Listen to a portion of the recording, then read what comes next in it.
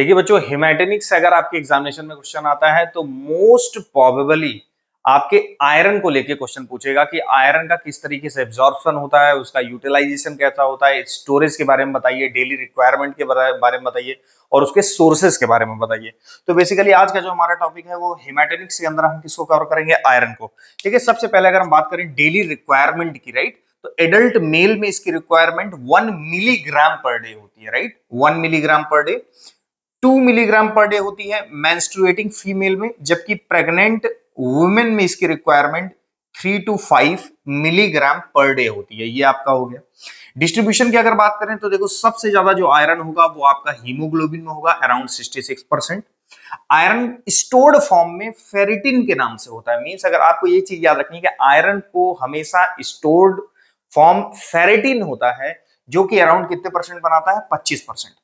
6% iron आपका myoglobin में होता है, मसल्स में, जबकि 3% आयरन ये एंजाइम्स में अटैच होता है। एंजाइमेटिक रिएक्शन के लिए ये एंजाइम की स्ट्रक्चर को फॉर्म करने में आयरन वहां पे हेल्प करता है। तो आपका इस तरीके से haemoglobin, storage form, myoglobin and enzyme, ये आपका डिस्ट्रीब्यूशन हो गया।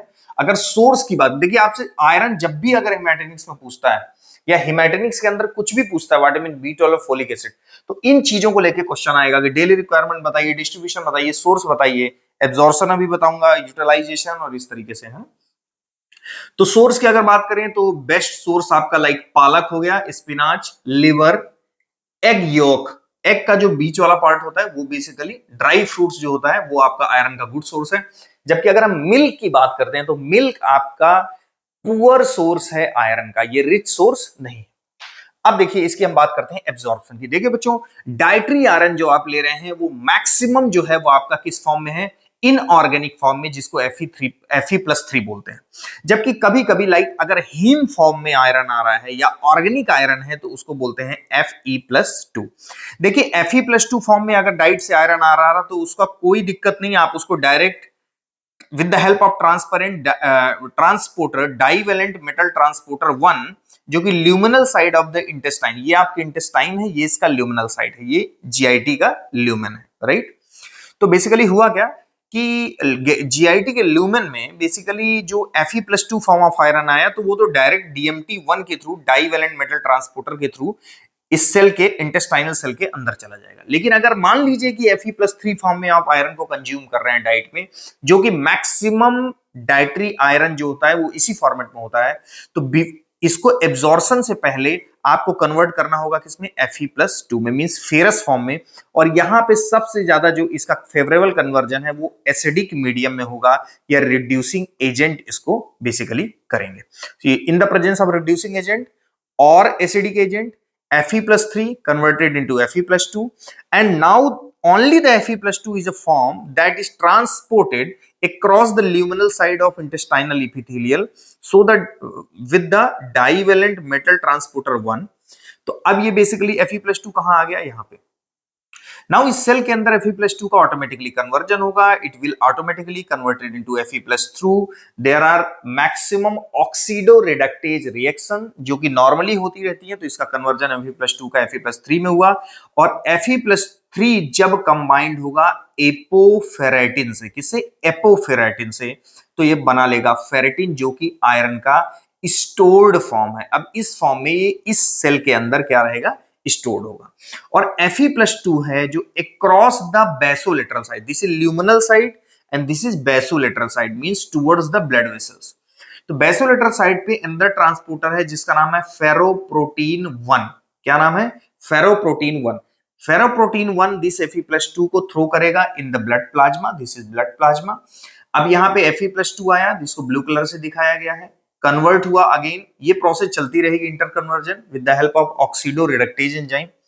Fe+2 का कन्वर्जन हुआ Fe+3 में, इसको ग्रीन कलर से दिखाया गया। Now in the blood plasma, यहां पे ट्रांसपोर्टर ल्यूमिनल साइड पे DMT1, बेसोलेटरल साइड पे Fp1, लेकिन ब्लड प्लाज्मा या पूरे बॉडी में इसको ट्रेवल कराने के लिए किसको, Fe+3 को, there is a transporter named transferrin.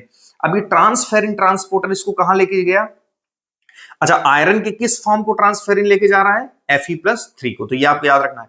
एक ट्रांसफेरिन में कितने Fe+3 है? एग्जैक्टली 2 Fe+3 है। तो ये ट्रांसफेरिन इसके ट्रांसपोर्ट का काम करेगा थ्रू आउट द ब्लड। तो ये एग्जैक्टली आपको लेके जाएगा कहां? एक बार कई कई जगह जाएगा, जिसमें मेन जगह लाइक एरिथ्रोसाइटिक प्रिकर्सर सेल, जहां पे जिन सेल से आरबीसी का प्रोडक्शन होगा। तो चूंकि वहां पे ये पूरा कॉम्प्लेक्स है, इसके लिए क्या होता है? रिसेप्टर होता है। किसके लिए? ट्रांसफेरिन के लिए यहां पे रिसेप्टर है। ये ट्रांसफेरिन है, इसके लिए यहां पे रिसेप्टर है। तो ये पूरा कॉम्प्लेक्स इससे बाइंड होगा, अंदर ट्रांसफेरिन को ले लिया जाएगा। यहाँ पे बेसिकली ये ग्रीन कलर से आपका Fe+3 आ जाएगा।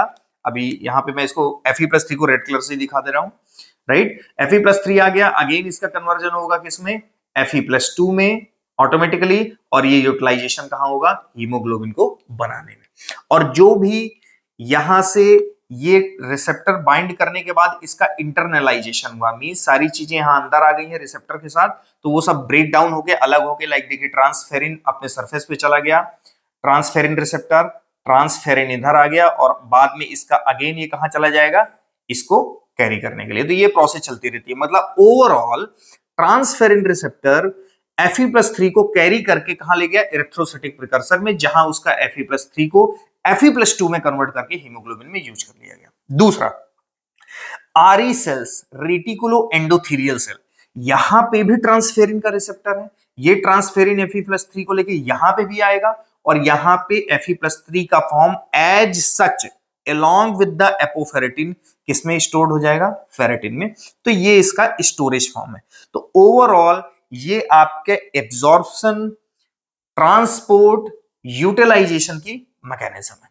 अब आपसे एग्जामिनेशन में पूछेगा कि आप आयरन की कुछ प्रिपरेशंस लिखिए। तो आयरन की प्रिपरेशन में बेसिकली आपको लाइक ओरल प्रिपरेशन और पेरेंटल प्रिपरेशन को लिखना होगा। तो ओरल प्रिपरेशन में एग्जैक्टली आपका ferrous succinate, ferrous sulphate, ferrous gluconate, these are the oral iron preparation.